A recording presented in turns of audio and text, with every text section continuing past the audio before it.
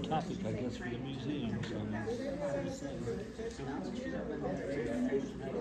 I think you courses to learn so much. And then, so the registration, there's a month long time. And after you've signed up. Yes, she said she had a sedation mind. Watch the movies and then, take the one test. And once you pass, then entrance here. But, except for we'd love to have some men join us.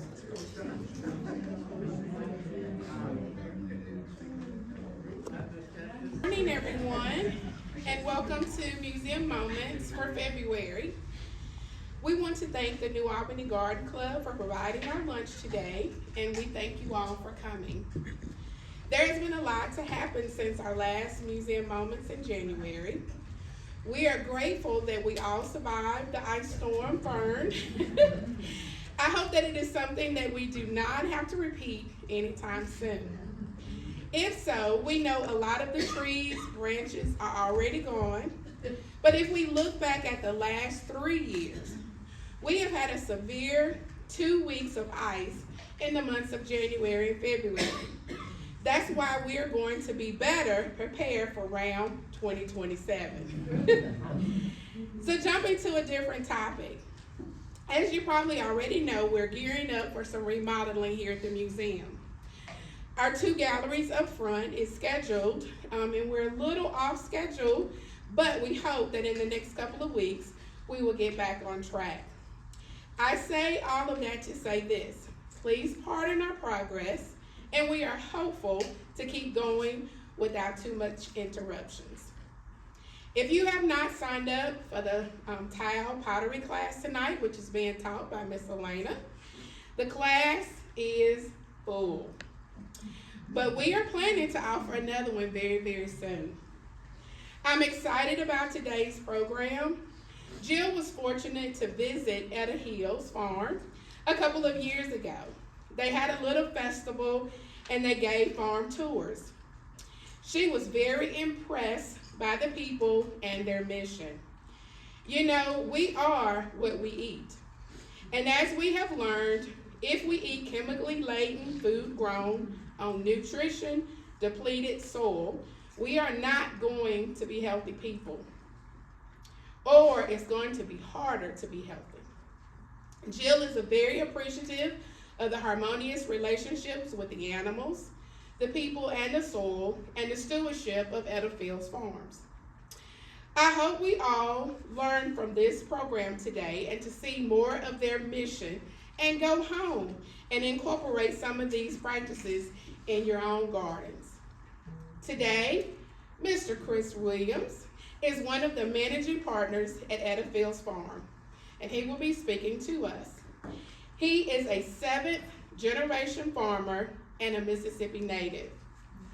He is a part of the Williams family who practice regenerative soil management and works with Mr. Dr.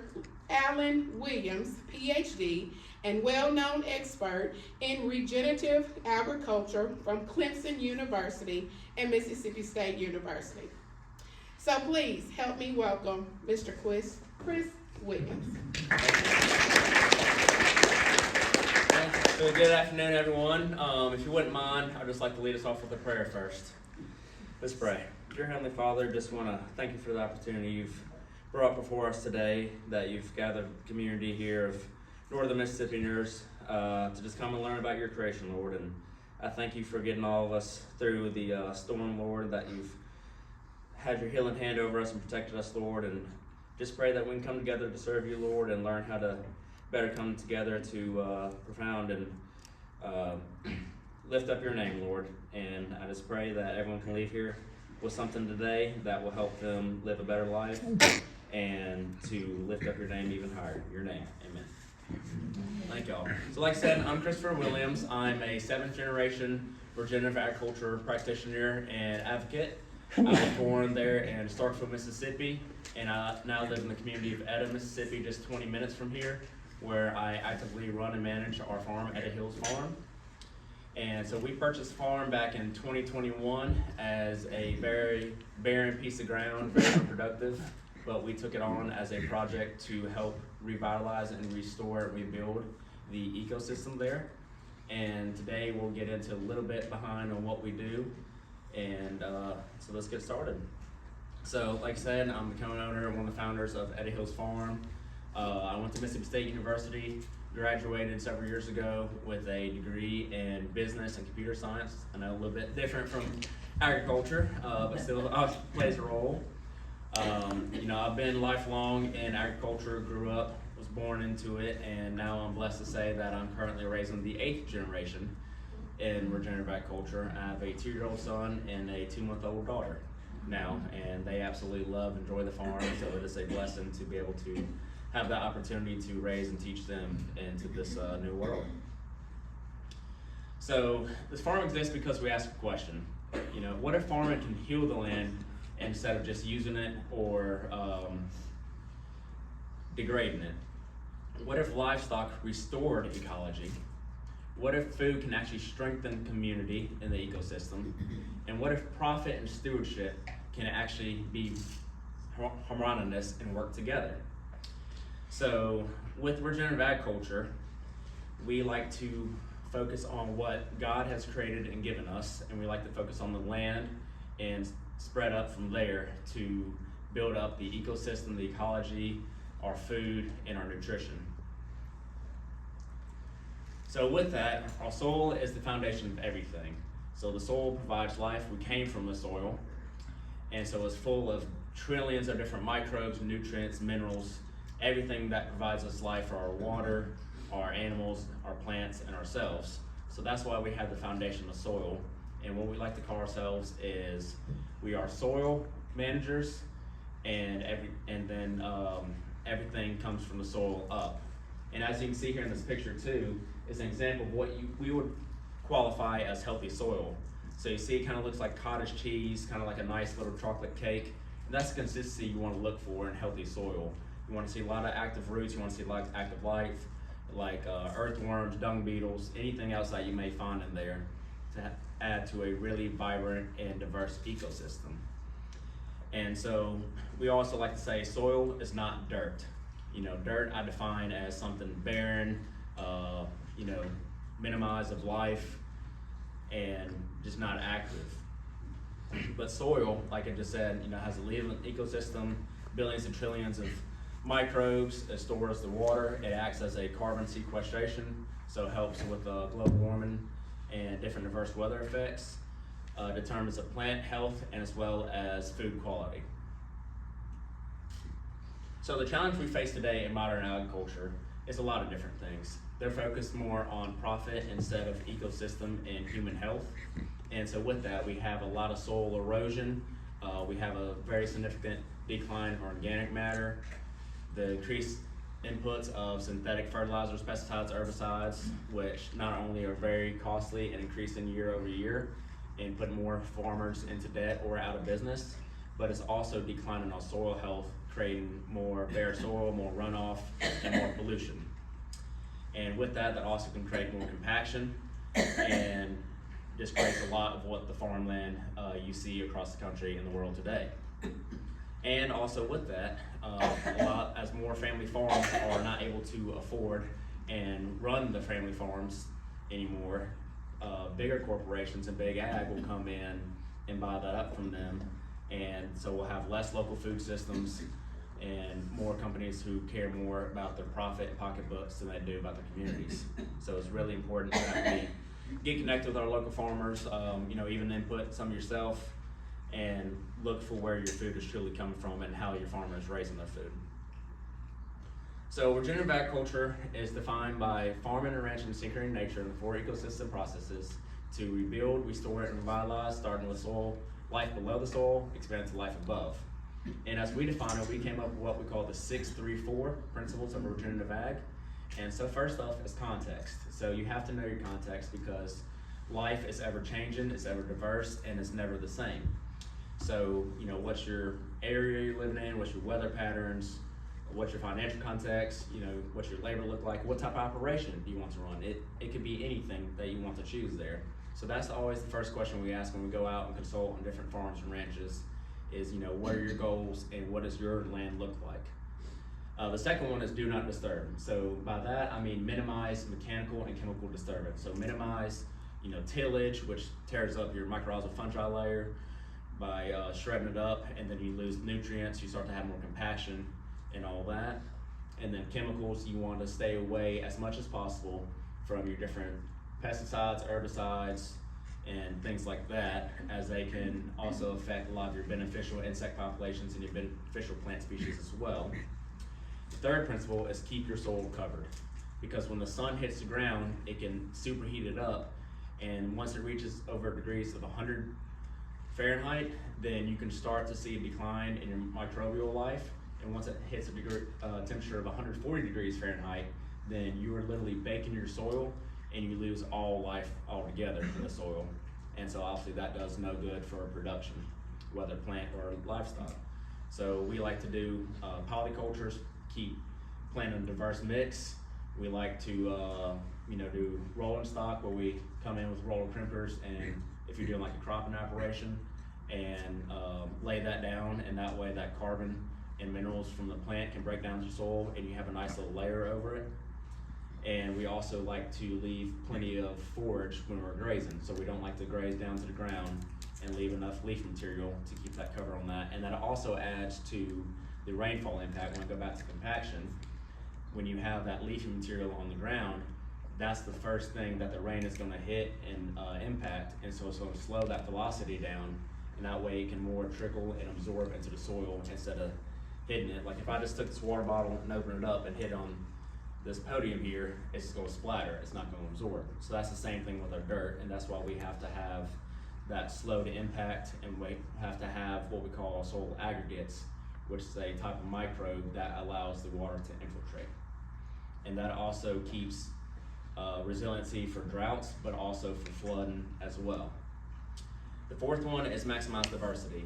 So that's everything in nature, plants, wild or grass and bird species, beneficial insects, anything that you can find in nature, we want more of, because it was designed as a perfect system, so we need to go back to keeping that way. And they just transfer a lot of different nutrients and a lot of different benefits that diversity can bring. The fifth one is keep living roots in the soil. So that goes to the first 4 points that I mentioned above. So the more life you have in the soil, the more resilience you have, the more growth you have, and the better nutrients that you keep. So that is the beautiful thing about regenerative agriculture. We call it regenerating for a reason, because we're continuously healing and growing and improving the ecosystem. And so the more life you have in that, the more nutrients you will have, which means the better for your animals, your plants, and humans. And then the last one is not a requirement, but it significantly increases the rate of improvement of your land, is integrating livestock. And that can be anything as simple as just poultry, like laying hens, broilers, ducks, turkeys, what you name it. Or you can go up to things like sheep, goats, cattle, pigs, any other type of livestock that can help benefit the land as well. And I always like to say the land must be better next year than it is today, and that's just a good reference to know that you're on the right track. So what does it look like on Ed Hills Farm? So we do 100% grass-fed, grass-finished beef, lamb. We also do pasture pork and pasture poultry, multiple species, including laying hens, broilers, turkeys, quails, duck, and geese at the moment. And so we adaptively manage and rotate our cattle based on our observations that we make on a daily basis. And so we see how much forage is left and what the requirements of the daily gain that the cattle need to have a good degree of growth and finish on them. And then we'll integrate our sheep into our livestock patterns as well. And sometimes they'll be behind the cattle, sometimes they'll be with them, just depending on the day and what our team has set out. And so it's a nice circle of life and harmonious nature to where they'll go out and graze. The pigs, we also like to use a lot in our pasture lands, but also like our briars and our brush and woodlands. Sheep and pigs and goats are really good at being lifelines of take a mulcher for example. So they are a living, breathing mower or mulcher, so they can get in, help a lot of your underbrush and clear that out. And then we also, like I said, have the laying hens and other poultry that we move daily. And what we do with that, and so as they're sitting there stomping, walking, grazing, peeing and pooping, then they will add a lot of the nutrients back to the soil. They shed a lot of microbes, through their outputs, through their hair coats, through their feet and saliva and everything else. So that's adding more fertility to the ground, which produces and stimulates further growth. So that's why we don't have the need for having to buy synthetic fertilizers, is because the animals do it for us and a much better job at doing it for us. And so like I mentioned earlier, we like to manage ecology and not just animals. And you can see here some of our piglets, some of our lambs that we actually took a picture of yesterday. So they can also be cute little fun animals to play with as well. So while the movement matters, going back to adaptive management, so the reason we move them is for several reasons. So one is for the health of the animals in our land, and it's to leave enough of that forage, going back to those principles of keeping the ground covered. And the more you move them, the more access they have to fresh food, the more diverse diet that they gain, more insects that they get access to, especially for the poultry. And then it also helps us eliminate or very well minimize the chance for disease and things like that for that. So like especially with poultry, as they come in with, if you keep them on the same area, then they can get a lot of disease, they can get a lot of different parasites, that's what I'm looking for, a lot of parasites. And so if you move them daily, then you eliminate the parasitic buildup that they would otherwise be exposed to if you're keeping them in the same area. So it has a lot of different benefits moving it, for the animals and the land. It improves the fatty acid profiles. Like I said, as we do, you always feel better when you go out in the sun, get some vitamin D, walk around. Same thing for the animals, so we don't confine any of our animals. And we also like to be very transparent in our production. Just like Miss Penny, is that right? Yep, said in the introduction there, Miss Jill came out a couple years to look at. We offered a lot of tours, events, things like that. So we offer that year round because we like to show everyone what we do, whether good, bad, or indifferent. And we always say, if a farmer won't let you on his land, then they're hiding something. So we like to be very transparent. We like to make mention of what we're doing good and maybe what we're not doing so good, because we are human and we do make mistakes. That's how we learn. So some things that we do with that is offer direct to consumer. So we have an online retail store to where we sell to individuals, and we do pickups and deliveries, and also working on shipping as well. We have some wholesale accounts to where we sell to some grocery stores, restaurants, bakeries, things like that all over the region of North Mississippi and a few other states into Tennessee and Alabama. And like I mentioned earlier, knowing your farmer is the most important thing. And it's not even a matter of if they're regenerative or not. You can have a sense of faith and trust and just having that personal relationship with your farmer. I went over food transparency and then community resilience. As we build up our communities and focus back on the small family farms, it provides funds to the economy by able to have more families get back into agriculture. It provides more labor and work, so that provides more jobs for the community. And like I said, it also provides more nutritious availability of food to the community as well, so we're not having as many issues with healthcare and struggling to find good, nutritious food that you can trust. And also, we offer events like the workshops, conferences, tours, and then we're honored to be invited to engagements like this where we're invited to speak and just teach a little bit about what we do as well. So a farm is more than food, and like I said, we do a lot of education. In 2023, and we've had some every year, we had a group of about 200 students, anywhere from K through 5, I believe it was, and we set up little workstations for the kids, and we taught them on what regenerative agriculture is, how to know where your food's coming from, how the animals impact with the land and each other. And so we had them, went to each station with the animals, let them see how they work and function, let them dig in the soil, learn about the soil, what it is, and the different insects. They had a really fun time with that. We are being more involved in developing more workshops, whether that's soil health workshops, food foraging workshops, bird identification workshops, you name it. We're also open to any suggestions, and we'd be more happy to do what y'all would want us to do out there. And that's what we thrive for and what we live for. And that goes into the agritourism that we do with our festivals and events. We have a fall festival that we do. We have vendors that come out sometimes. We have catering, tours, fall trails, different things like that we do. Just provide something else for the community and just a little fun thing for us as well. A big thing we focus on is conservation stewardship. So being a steward of his creation there and rebuilding what he has given us. And so we take very strong importance and pride to that. And then it also serves as a long-term land investment. So restoring the land that has once been degraded and desolated. So why does that matter for Mississippi? So soil health affects everything from water quality to the weather patterns to our health, and also the wildlife and our animals. Agriculture drives world economies. Health outcomes are tied to our food systems, and stewardship is generational.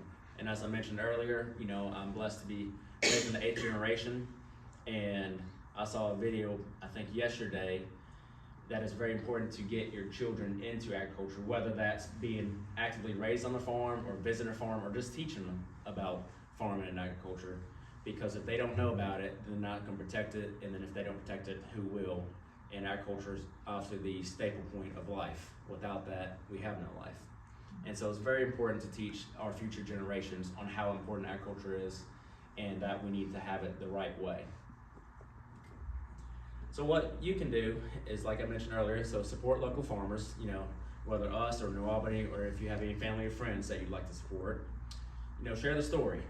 We have a lot to share the story about different films, so you can view all that on that. But at this time, I'm open for any questions y'all might have.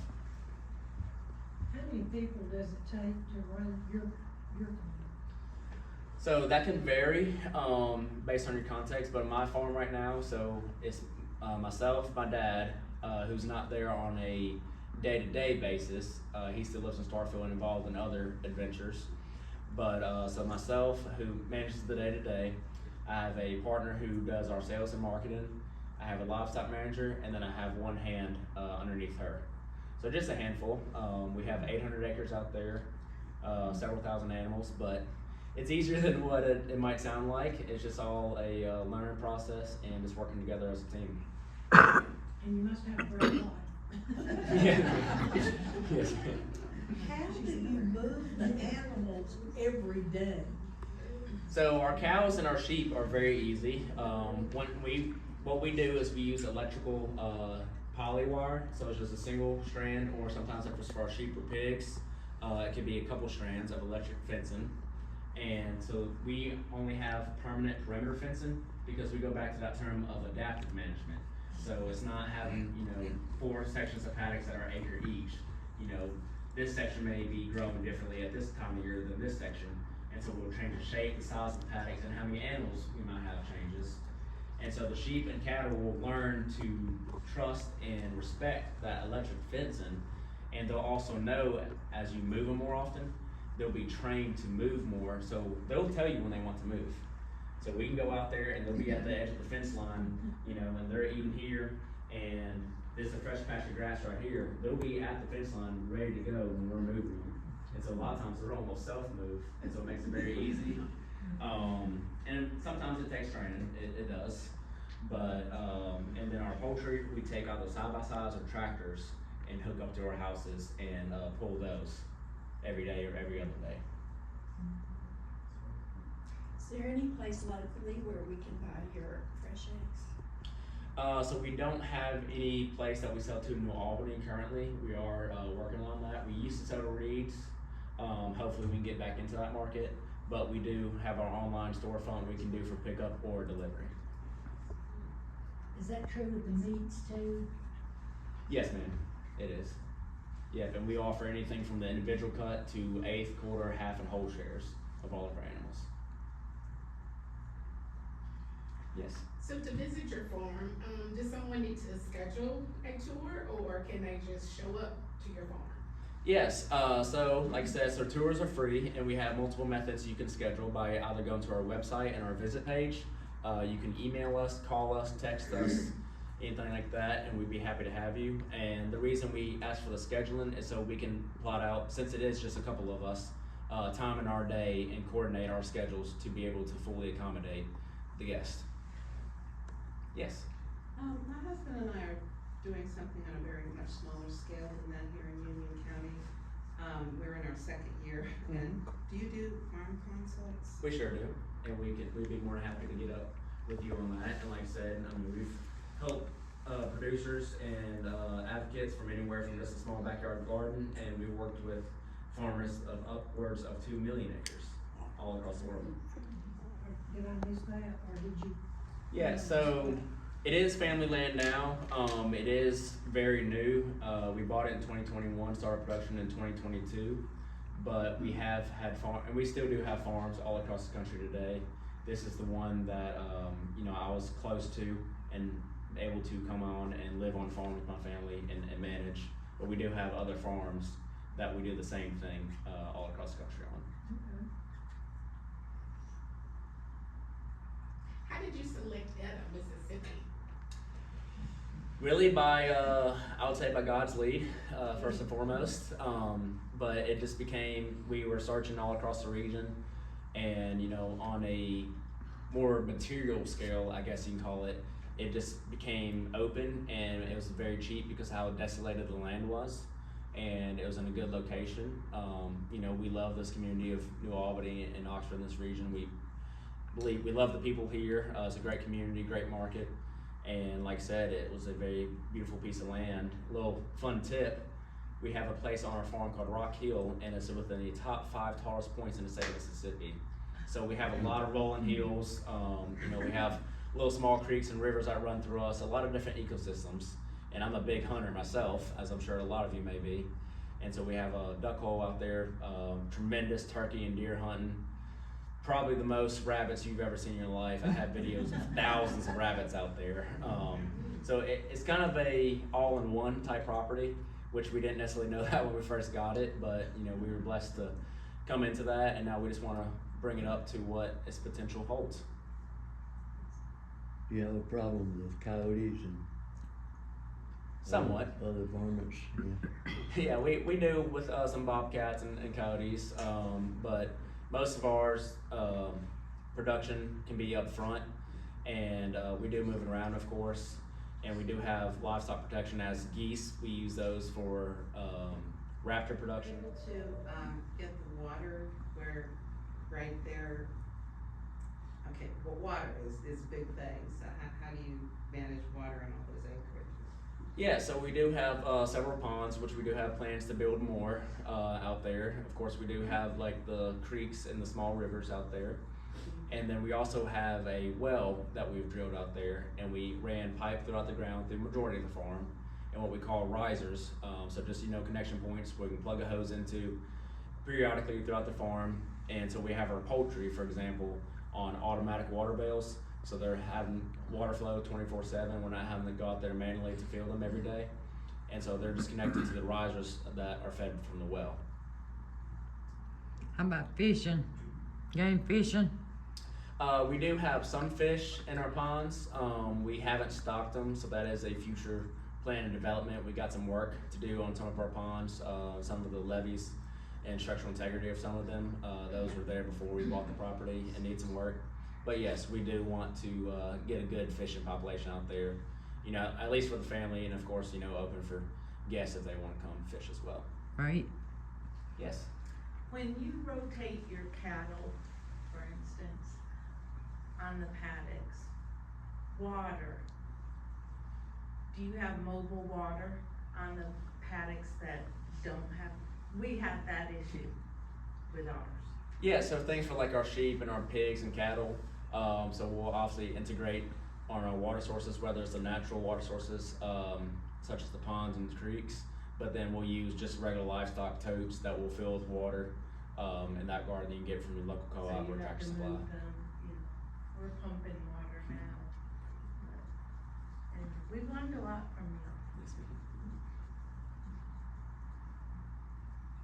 Any other questions?